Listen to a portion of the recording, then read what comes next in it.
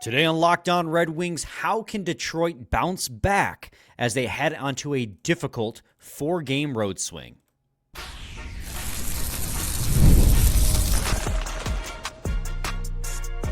You're Locked On Red Wings, your daily podcast on the Detroit Red Wings. Part of the Locked On Podcast Network, your team every day.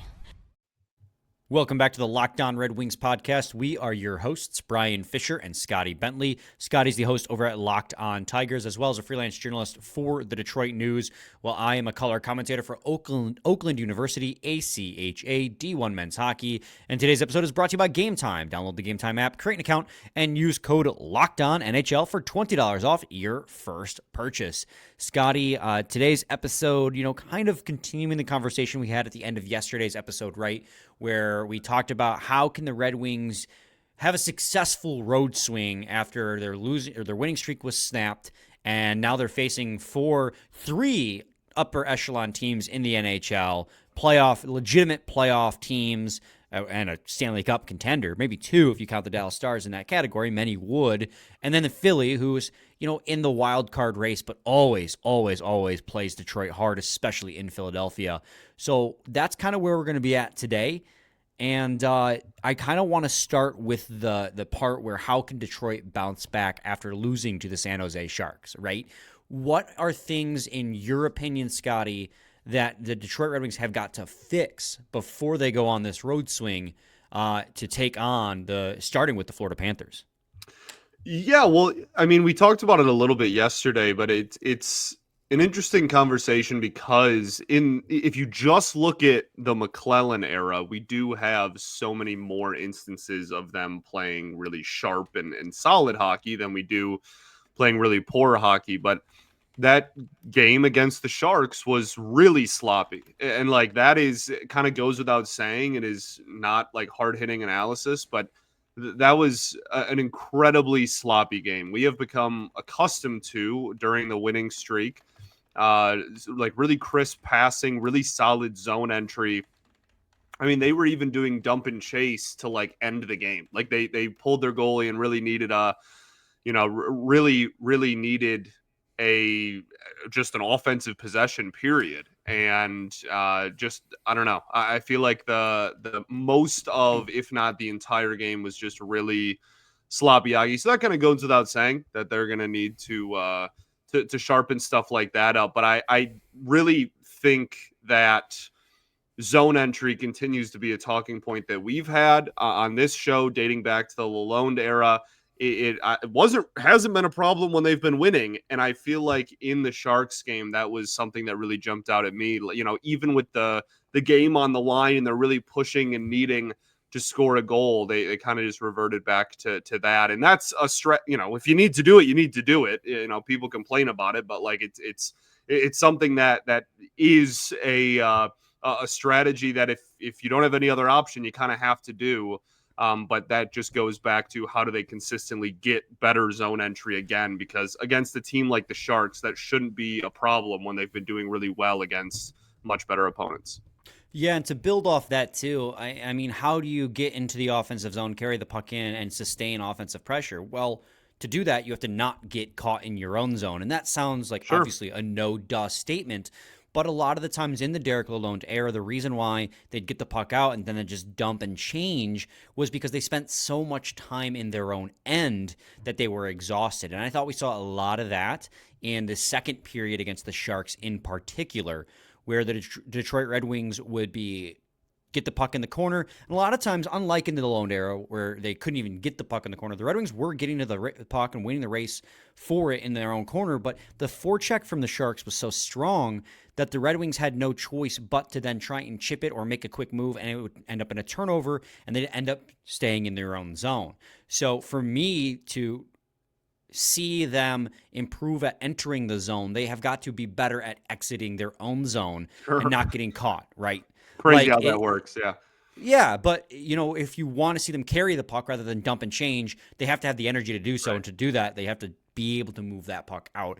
And, I'm going to stick in the defensive zone too, right? The big thing that I thought we saw yesterday And then, I guess 2 days ago, by the time people are listening to this, and then on Sunday against the Kraken was just the massive defensive lapses, right? We talked about that with Justin Hull. It's well on the record, but that's not the only thing, right? We saw it on the penalty kill. Everyone was puck watching, and that's how they ended up allowing Granlund to have a breakaway goal. We saw the same thing on the power play when they gave up a shorthanded goal. Everyone was puck watching. Nobody was paying attention to Nico Sturm. Same thing with Eklund's goal. Celebrini had the puck. Everyone converged to Celebrini to the side of the net. Celebrini found Eklund the second time in a row. So, it's those getting caught puck watching, being lazy defensively because all the offense was coming so easy. And that's one of the things that they're going to want to definitely tighten up. I think numero uno that they're going to want to tighten up in practice when they practiced on Wednesday, and probably again going to have another morning skate on Thursday, depends on when they get in to Florida, is practicing on tightening up defensively and knowing your role in the defensive zone. And that goes obviously beyond defense, because the forwards weren't much of a help at any of those situations either. You watch any of those goals and you just see all the forwards looking right at the puck carrier. No one looking to who's wide open. So I think, number one, that's got to be the main reason. How do you feel about that? Yeah, I mean, I feel like the defensive, and I don't want to call it effort, maybe. I don't enjoy or really subscribe to they're not trying hard. Unless it's painfully obvious, they're professionals and they are, to my belief, is that they're almost always trying their hardest all the time. So I don't really want to call it defensive effort, but the defensive positioning, I think, was a great point. I mean, obviously, we talked about the one goal where all three players in the defensive zone just drifted over to the puck and just left a wide open lane. That, stuff like that obviously can't happen. That goes without saying. So I do agree with you. And honestly, that's an issue that kind of concerns me bigger picture wise, because I'm not 100% sold still that is capable of being 100% fixed this season. Probably not. Right? I think some of that probably goes back to, as systemic. we talk about all the time, roster construction and system. And so, they're still implementing, and we're still learning, what type of coach McLellan is going to be for this hockey team, how he's going to utilize certain players. We're still learning that, just as the players are. But I feel like ultimately it is really hard to have a really sound blue line or really sound defensive forwards if the players that are on the team do not specialize in that. And I feel like that is still kind of a glaring issue with this team. So I completely agree with you. I'm just not sure how they can revert back to how they looked during the win streak, which was good and fine. And obviously that was good enough to win games. But I'm not sure. I think there's a ceiling, I guess, is my point. That's kind of the point I'm driving home here is I think there's probably a limit to how good they can be at that.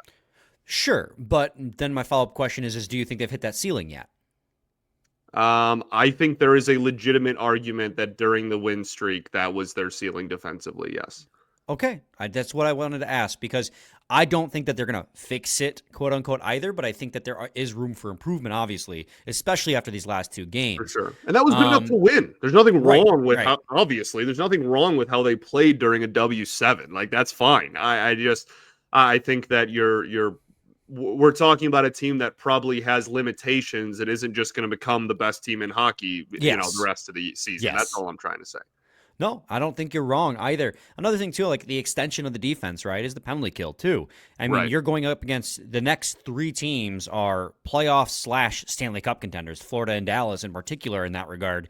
And you have some very good power plays. The Tampa Bay power play is 5th. The Florida power play is 7th. I mean, these are upper echelon. Where's Dallas living? Are they? Dallas is 26th. Oof. Okay, maybe not them, and Philly's 28th, but if you want to come out of this road trip with at least a 500 record, which we'll talk about in segment 3, your penalty kill is going to have to figure it out, because even if they're marginally better so far in the McLellan era, they're still not winning enough penalty kills to really be considered. they're winning the special teams games on their power play alone. But that's not always the case, and we saw that against San Jose, right? Eventually, the power play was going to come down. Right. They went 0 for 2. In fact, they went -1 for 2 because they gave up a shorthanded goal. That's not, you don't officially mark it like that, but that's what it felt like. But I think that's a similar point. It's like an extension, Right. Like how good can the penalty kill really be this year? Is there a world in which this roster has one of the best penalty kills in the league? Can you just get out of let's not say on the season, right? Because half the season's already been done by the time McLellan took over. But in McLellan's half of the season, if they can be outside the 10 worst penalty kills, that'll have been enough of an improvement, I think, to really give them a huge I don't disagree with that. And I think that is feasible. Right. Like, just be the 20th penalty kill. Be mediocre.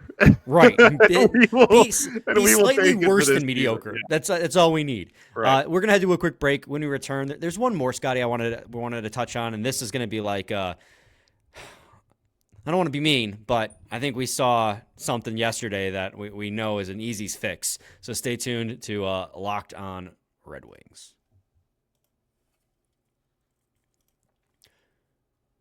You just realized your business needed to hire someone yesterday. How can you find amazing candidates fast? Easy. Just use Indeed. When it comes to hiring, Indeed is all you need. Stop struggling to get your job posts seen on other sites. Indeed sponsored job posts put your posts at the top of the page and help you reach those right candidates faster. I can tell you from personal experience, I've used Indeed to hire back, feels like 1,000 years ago now, Scotty, when I was management in retail at Little Caesars Arena. That is how we filled the bulk majority of our sales associate position, if I can say it, by using Indeed. And now you can speed up your hiring process with a $75 sponsored job credit. Just go to Indeed.com/lockedon right now and support our show by saying you heard about Indeed on this podcast. Terms and conditions apply. Hiring, Indeed is all you need. Indeed, you do doesn't really flow off the tail of that like it used to. That's why I changed it, and it was fire. So we're good. Yeah. Everything you say is fire, Scotty. Anyways, goaltending. Yes. Very, very much so. I mean, we root for Ville Husso, right? We really wanted to see him succeed. He does so well in the AHL, and his last stint with Detroit was overall very good. I know he only got one win, but his numbers in his last stint here was solid. But again, that game against San Jose, well, the game's not solely on his shoulders. He did not do enough to help this team to victory. There are at least a couple of goals that I thought he could have and probably should have made the save on that he did not. He looked incredibly shaky, and by the time he settled in, the damage was already done. So I think one of the best things the Red Wings can do to bounce back is, A, have Alex Lyon get healthy, and reports are that he's getting closer, and B, not start Ville Husso if you can help it. Yeah, like I said it yesterday, and I'll say it again. Like, we can rag on Ville Husso and talk about how weak of a game it was. Like, the Red Wings aren't oblivious to that. It's just like they didn't have another option for that game. Like that is the situation that they were in. So, like, yes, I completely agree with you. The two people ahead of him in the depth chart have to be healthy. That's just what this comes down to. If Talbot and Lyon are both healthy, you will not see Ville Husso in net for the Detroit Red Wings. So yeah, we're just kind of just hoping that happens soon. Right. I mean, how many times? Again, I don't want to rag on a guy because he's shown flashes of being so good. But how often have we had this discussion where, like, he has a game where he lets in one or two soft ones, and then for the rest of the game, he's solid? Yeah. NHL goaltenders cannot survive in this league routinely giving up one or two soft ones, unfortunately. Right. So I just feel like if you can ride Cam Talbot until Alex Lyon is healthy, Alex Lyon is going with the team. They're carrying 3 goalies on the road trip. It's not sure if he'll be good to go or at what point he'll be good to go. But if you can avoid playing Ville Husso, Cam Talbot and Alex Lyon are going to give you your best opportunities to win. So hopefully Alex Lyon gets healthy soon. If not, hopefully Cam Talbot can. I mean, there's a back-to-back on Saturday and Sunday. So somebody not named Cam Talbot is going to be playing in that game. So it'll likely be Ville Husso or Alex Lyon. So at that point, you have to have Alex Lyon healthy.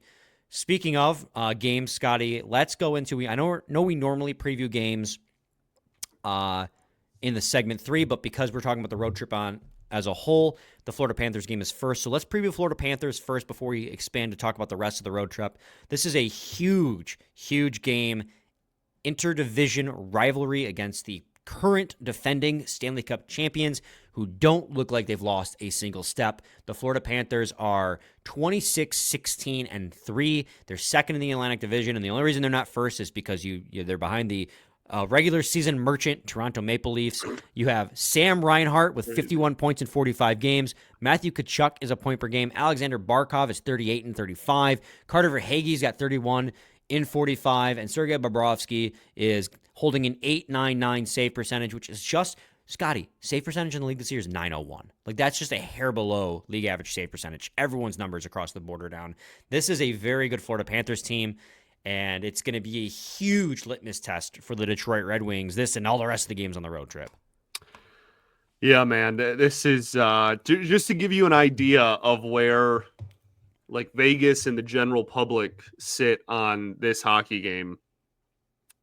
Obviously, again, in Florida, they being the Panthers, a minus 230 to win this hockey game. That is very heavy odds. That is, the Wings are plus 190 to win. So you're talking about a pretty wide discrepancy there. The general public seems very convinced that your Detroit Red Wings will be losing this hockey game, and you can't really blame the general public for that opinion either. I feel like, as you mentioned, this is a team that has a ton of talent on it, and even with the goaltending, being, as you mentioned, kind of just below league average there, like it's still a name that's big enough where, like, on any given night, you know what I mean? Yeah, like any given night you can, and certainly Red Wings fans know that probably more than most teams. On any given night, a talented goalie can stand on his head, and Bob is certainly still that, even if there is kind of a gradual decline there. Well,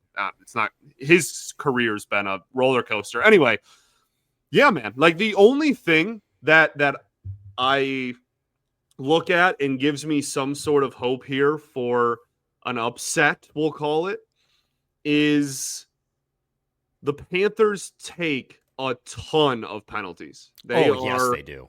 They are 30th in the NHL in PIMs a game, and that means they're taking a lot of penalties. So they take the third most penalty minutes a game in the entire league. The Detroit Red Wings have the second best power play in the NHL, and the Panthers' penalty kill is league average.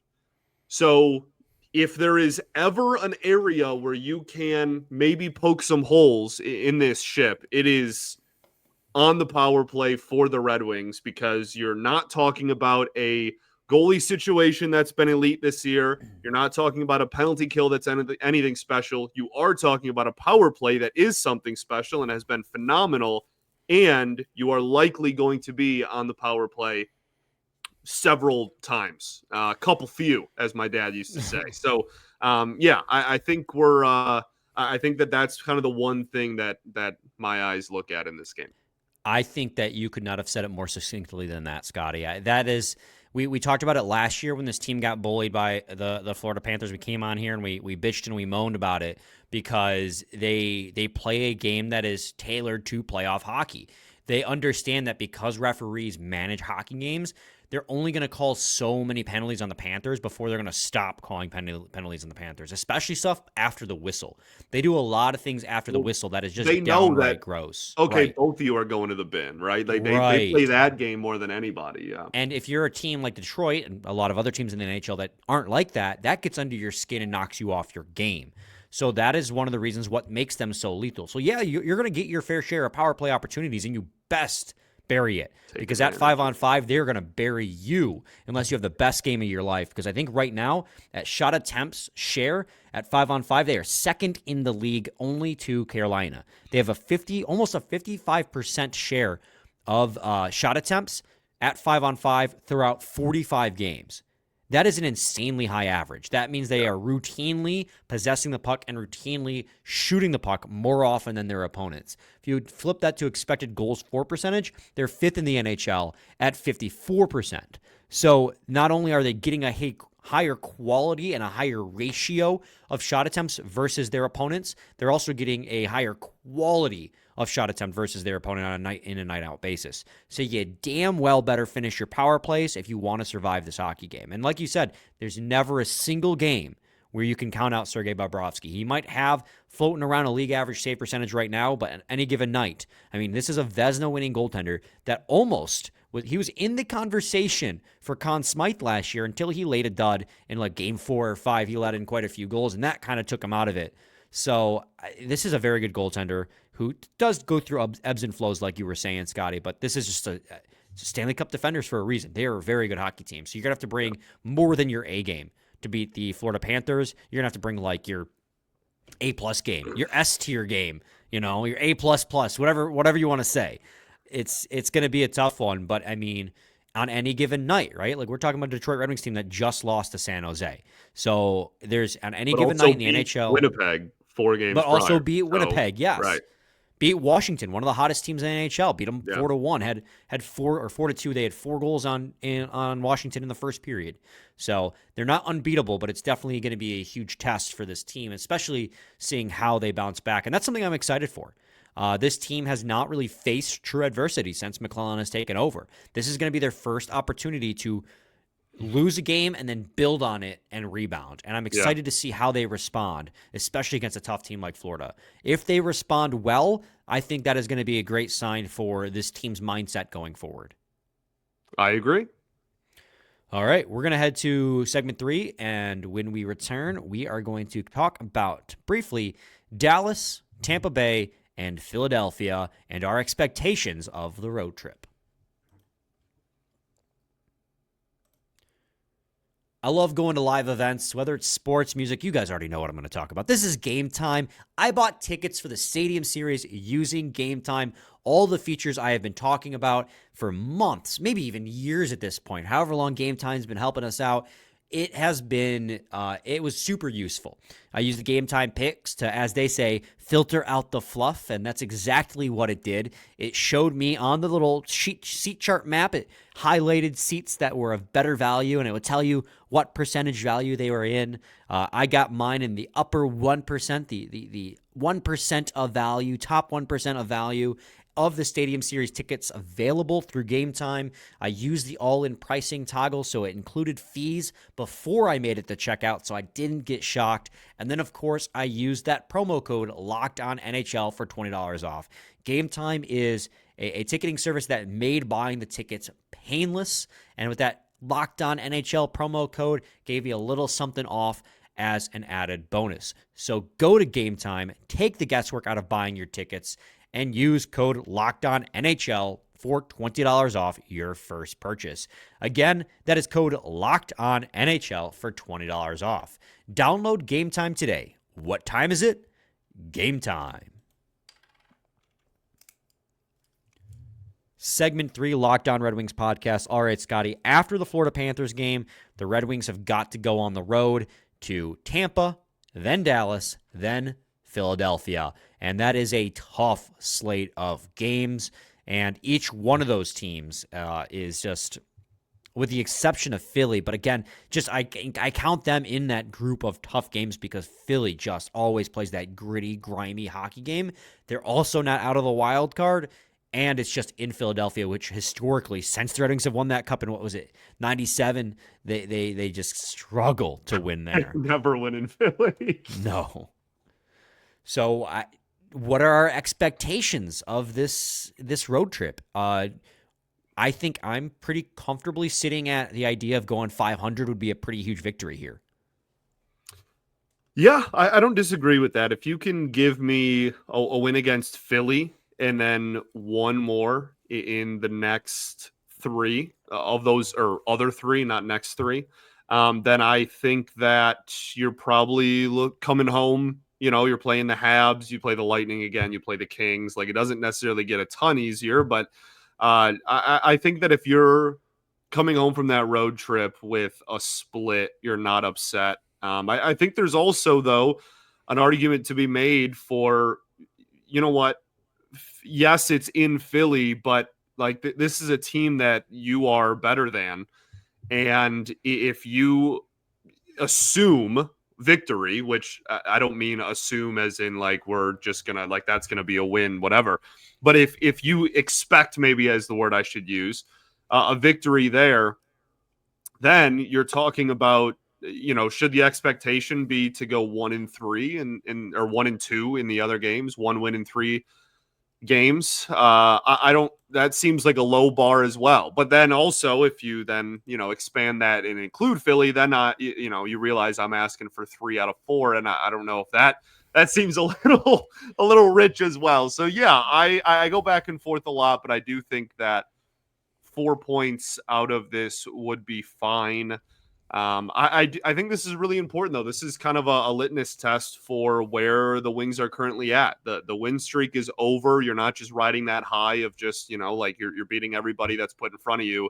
Yeah, now it's, as you put it last week, right? Like the real work kind of starts. Like now this is where we really find out what this team is. The new coach bump is done with. What's this team going to look like the rest of the way? And I think that this is a really, really interesting and intriguing road stretch to kind of answer that question. Well, the thing too is you look at how these games are spaced out. These are 4 games in 6 days. They go from Tampa Bay on Saturday to playing in Dallas less than 24 hours after that game concludes. That's really tough. And if there's ever a game on this calendar that looks like a scheduled loss, it would be in Dallas less than 24 hours from playing in Tampa Bay. And, it's the NHL, so of course they'll win that game like 5-2. But, it's going to be really difficult for this team to succeed. And that's why I'm so excited because, pressure makes diamonds. This is a situation where the Red Wings, if they're serious about being a playoff contender, they can't just get swept on the road and say, well, it was a tough road swing. I mean, if you're going to make the playoffs, 3 of these teams are in the Eastern Conference. These are teams that you could feasibly be facing in the first round. With Florida possibly having a shot at the number 1 seed in the Atlantic Division, if you're a wild card team, that's one of the teams you could be facing. Tampa Bay, Philadelphia, like these are teams that Detroit could be facing in the playoffs. If Philly's a little bit more of a question mark, but I think Tampa and Florida's a lock. Tampa's, I think, like a 95% chance at this point to make it. You have got to beat these teams in the regular season, or else how are you going to justify being in the playoffs if you do make it when you lose to all the good teams? Yeah, right. How can you call yourself a good team if you're going to lose to all the good teams? Absolutely. I said this a few weeks ago, right, when we were kind of calendar watching, and it's just like, good teams don't do that. It's a nice exercise, but like the best teams in the league aren't looking at their calendar and spending, 15 minutes going over like, well, here's a win here and then a loss here and then a win. And then if we can squeak, no, dude, like you just play who's in front of you and you go out and you try and win. And I think that this is, again, these next 4 games will be a really interesting litmus test for that and trying to gauge where this team truly stands, because I think that's the $1 million question at the moment. We're trying to figure out if we should continue having some maybe false hope and go for the long shot, the season turnaround, or if it was just a new coach bump and they're going to kind of fall back to where they were. Well, and here's the thing, too. So you look at the goals for, right? Goals for at 5-on-5. Tampa Bay is 4th in the NHL. Dallas is 7th. In just goals scored a game, by the way, Tampa. They're just crazy. Straight up number 1 in the NHL in just all situation goals scored a game. That's crazy. And Philly's 8th in 5-on-5 goals for. So, like, these are teams. I know Philly expected the Corsi for percentage. They give up a lot of goals and shot attempts, too. They're a little bit lower on the list. I think they're 25th in Corsi for percentage right now. But these are teams that shoot the puck a lot and score a lot. So it's going to put a lot of pressure on your defense. So the best way to have good defense is to just have the puck. Obviously, tighten up in the defensive zone. Don't let those lapses. We just talked about that in segment 1. But this is, again, not to beat the dead horse. You said it is going to be a huge litmus test. Like this is going to be the stretch where, harkening back to what we talked about a couple days ago, is if this team is real or not. This is going to be the week that weekend really that determines whether or not I think this team is a real wild card contender or if I think that they just got hot with a new coach. Right. It's 4 and 6 days. Yeah. It's 4 games, 6 days, man. It's this will be a test for sure. Absolutely. So, Scotty, we're going to head out, and when we return tomorrow, we'll review the game against, nice dude. We'll recap the game against the Florida Panthers, and hopefully it'll be a nice bounce-back win. That's got to be a Mac thing, because I can't do it. Yeah, I'm awesome. You're not. Yeah, that's all all it is. Pretentious. Anyone who has a Mac is pretentious. It's a vibes thing. It looks and it's like, oh yeah, this guy's chill, and it does it, and then maybe it's a hair thing. Okay. That's uncalled for. Maybe it doesn't let bald people do it. I don't know. Yeah, I got hair. I got more hair on my face than you do. Well, yeah, good for you. And my chest and my back. Okay, congrats. That's not a brag. That's just more. It's a cry for help. Right. How do you know that for sure? I just know. I know what I have, and I know that it's more than most. Right. Yeah, that's fair. That's fair. All right, Scotty. Any final thoughts? We ball, baby. We do ball. We'll be back with a new episode tomorrow, so stay tuned for that. Same time, same place. It's your team every day. Every day.